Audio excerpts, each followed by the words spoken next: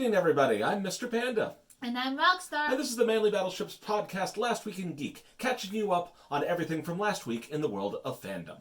No recap of last week's events would be complete without talking about new and exciting media coming out to you. We've already talked about one Pixar movie, but there's another one. It's called Soul? Soul. Because, it's about jazz. We're going to be following a jazz man. What? Jazz man. That's what the movie's about? Yeah, we're going to be following a man that is passionate about jazz. I thought you were... When you described this to me off camera, you made it sound like it was like Inside Out. It is like Inside Out. But for your soul. Yeah, it is like Inside Out for your soul. I thought you meant literally it was about the condition of the immortal soul, and now I was very confused. No, it really is. The soul is like, I have a destiny and I will fulfill it. So, Elsewhere, we're bringing back a famous literature duo. You are undoubtedly familiar with all the great fictional duos throughout history. Link and Zelda, Yoshi and Birdo, Kanan and Kel. But this one, they're going to remake another movie. No, it's not Bonnie and Clyde. No, this one is Peter Pan from the perspective of Wendy. Yes, Peter Pan and Wendy, the great childhood male-female bonding duo. So what you're telling me is Peter Pan's going to be remade again, this time with a very different twist, that we're following Wendy and not Peter Pan? I don't know how that's a twist, really, because I actually kind of thought that the story was from Wendy's perspective. I thought that was the point. The whole point is, I guess not. Yeah, because at the end he leaves, so clearly it's not from his perspective. Maybe that's just the narrator in me. I really miss Hook. And everyone just burst into tears. Good job. What is the fandom in craving for? More Super Mario 64. And you can get it. Somebody decided to do a mod of Super Mario 64 called Super Mario 64 Land. And it has new levels and new power-ups and new bosses. It's a mod, so of course you'll need to go get the ROM, which we're not suggesting anything. Who is asking for more Super Mario 64? There are a lot of fans out there that want more Super Mario 64. You all just want to throw the penguins some more. That being said, let's see how long this mod lasts before it's hit with a cease and desist. Notorious from Nintendo. To commemorate the release of The Rise of Skywalker, there will be a very Japanese presentation of the Star Wars story going on. It's going to be a Kabuki theater presentation of the Star Wars story, featuring A-list actor Ichikawa Ibizo, or at least A-list in Japan. Big in Japan. The production's going to have all the major important scenes, including Luke, I am your father, except he doesn't say that. He actually just says, No, I am your father. Be that as it may, they're probably going to fuck that up too. It actually makes perfect sense. It's a very Japanese story. All those inspirations, like two friends bickering down the road, little ships crashing into bigger ships. Speaking of all things Japanese, SPiderman has been confirmed for Into the Spider-Verse 2, I guess is what they're calling it, even though that doesn't make any sense at all because they already went into the Spider-Verse. So what is it? Return to the Spider-Verse? The Spider-Verse Strikes Back? That being said, it's about time they say something about it because it's going to take a while to get to that movie. It's like they weren't even planning for a sequel, clearly, for how long it's going to take. We have two updates for you from Kyoto Animation as far as their release schedule is concerned. The first is that the Free movie that was going to come out for the Olympics in 2020 is being pushed back to a now undetermined date. However, the Violet Evergarden movie is finally back on track and is due to be released on April 24th of 2020. Getting back in the saddle. We have more news on how the creator of BoJack, Bob Waxberg, feels about Netflix cancellation policies. In response to Tuca and Birdie, he feels that Netflix no longer gives time for shows to build their audiences anymore. They don't have any more patience like they used to. And when it comes to terms like what happened with BoJack Horseman, he actually stated that he felt he could continue the show for years. Shows end, but... BoJack approaching fatherhood. BoJack approaching the homeless. BoJack approaching other drugs that he has yet to do. BoJack entering, end-of-life depression. We finally got confirmation. Yes, if you want to be able to follow the progression of the future Marvel Cinematic Universe, you will have to watch Disney Plus shows. In other words, goodbye Marvel Cinematic Universe, hello modern multi-platform approach to media, and the end of all things good. It's just Galactus can just come right in and swoop it up. I'm done. You're really, really salty about having to watch shows. My stock portfolio isn't salty, but I am. Incidentally, that whole thing between, like, the MCU and Scorsese is still going on. This is now, like, week 5 or 6 of this entire event. And Feige has finally chimed in to say a few words about the argument over art. As his general response, he said that he didn't think that that was true, and he thought it was very unfortunate that people felt that way. In movies like Captain America Civil War, he thought that they tackled very serious subjects, like taking two key heroes and pitting them against each other psychologically as well as physically, was a really important story to tell. He also thinks that everyone has a different definition of what cinema is and maybe even what art is. And so, you know, there's room for everyone at the table, and maybe we should all just calm down and enjoy the things that we like. Let people enjoy the things that they like. And let's hope that this is the end of it, because that was Feige. Just stop. We've had enough. This has been 6 weeks. Have you checked out our Scorsese sketch? You should check that out. Few people occupy such a fantastical spot in the history of cinema as a young actor named James Dean, who did a couple movies and then passed on in a tragic car accident. That does not mean that despite having passed on decades ago, their life cannot still offer some form of controversy. James Dean is being revived. In the movies, he's a co-starring role in a major Vietnam movie by the okay of his family. There's going to be voiceover for him and an actor in a complete motion capture suit doing all of James Dean's movements. Giving him the Grand Moff Tarkin, but for a whole movie. There's been controversy back and forth from both pages. Some people saying, hey, the family okayed it, it's fine, and so we shouldn't have any say in what his image is being used for. The daughter of Robin Williams, Zelda, chimed in and said, you know, this is why we had a clause with Robin Williams. I believe it's 10 years not to use his image. The other side is basically like, well, what if James Dean doesn't have any knowledge of this? He didn't get to okay it. Would he feel okay being in a Vietnam War movie? And then how much are the other actors getting credited? So it's a big controversy. How do you feel about this, Panda? I think that there's a couple different issues at play here. Even if the family condones it, which is whatever. Quite frankly, I think that family condoning of certain things, there's been other similar situations. You know, the revival of Elvis Presley, the revival of Prince, all these kinds of things. And it's like, I don't really care what the family thinks, per se. If I'm dead, my family does or doesn't want me to show up on stage. I don't care what they think. A, I'm dead, and B, didn't want them making those decisions in the first place. Who cares? And we have no way of knowing how James Dean would feel about this particular movie, with this particular substance, or who cares how his family feels. I mean, maybe from a legal perspective that's important, and it probably is. They probably control his lasting image through the remainder of his royalty or image control, copyrights, and all that stuff. Well, I also wonder how much money they're getting. Is this a money-motivated thing where they want money from using his image? And should that be allowed?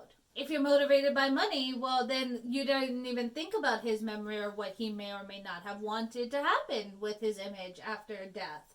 And there's that. Then for me, there's a serious thing about, we had this issue in BoJack Horseman, where BoJack doesn't actually act in Secretariat, and in fact, they think, was it Lenny Turtletop, the turtle, that tells him one day this will be all the actors have to do? And it's like, are we slowly approaching that reality? That one day our actors aren't even going to have to physically act? And are we going to have to think of our image after our death? How long can somebody use it or not use it? And is that going to have to start being written in wills of how people have to use our image once we're passed on? From a technology standpoint, I'm really interested to see what they come up with, and at the same time, it's like, I really don't know how I feel about this. It's concerning to me on some level. And I mean, there is something to be said for the idea that once you enter the public sphere, your image is no longer entirely your own, and I could worm my way through that, and at the same time, I'm like, I mean, we had this great big, bright, shining spot in a lot of people's memories where James Dean came onto the scene. And then he's no longer in the scene. And now they want to bring him back. No real element of him other than visual mock-up. So as much as I am interested to see what they come up with, it might be worth noting that perhaps we should just say this movie is sponsored by Porsche, except no substitutes. Being that this is such an intricate issue, we'd like to see what you comment down below and see how you feel about the whole thing. So it seems that not everyone at Blizzard is happy with the Blitzchung suspension. Who would have thought? It's fascinating to note that the VP, Kaplan, decided that, hey, I'm not comfortable with this because I actually support free speech. And I don't like that they suspended him. And the only thing I think they did right by him is essentially give back his prize money. Kaplan incidentally heads up the Overwatch portion of the Blizzard company. But it is very interesting to note that a VP, a high-ranking executive, is deviating from the standard line. Mark Kern, who we've mentioned a couple times previously on the show in relation to this topic, also commented with interest that it is extremely unusual to see Blizzard executives breaking line, which means that this is a very, very serious disagreement to have occurred now. Perhaps this shouldn't be a surprise, but Blizzard is not the only company dealing with controversial issues related to banning and censoring players. There is another company, EA, you might have heard of them, that's having a little bit of a kerfuffle over a recent banning of one of their own players. This is not in Hearthstone or any of the other big Blizzard games. This is in, of all things, the FIFA games. Literal esports. Prominent FIFA player Kurt0411 Fennec has received a lifetime ban for abusive and vulgar behavior. I'll let your imagination run wild on that one. I'm sure you can fill in the gaps. While this one certainly lacks the moral ambiguity of political speech, the fans behind Fennec have taken to rather interesting and extreme measures in order to voice their discontent over this decision.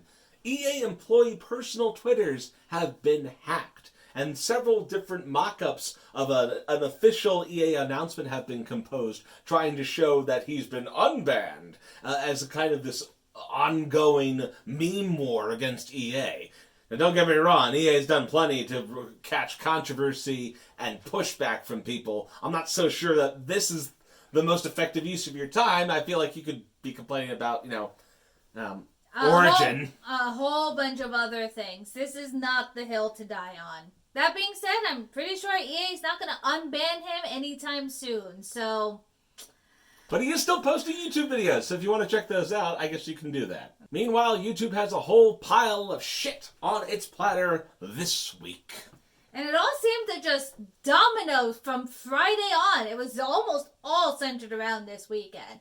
But first off, we have Kappa. If you don't know what that is... You're not alone. Not only are you not alone, but you're probably too young to remember what the hell Kappa was about.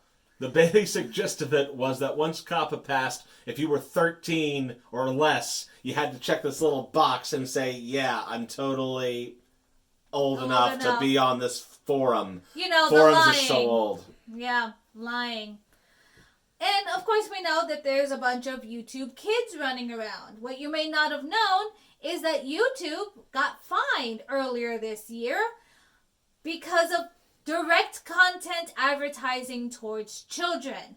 And that fine was not a tiny fine. It was massive because it's per incident. Because of the way YouTube uses targeted ads, it was ruled that their methodology was considered tracking of private information of minors. Because of that, family-friendly content is going to suffer on this platform. Which, guess what? That was the last bastion of people not getting demonetized.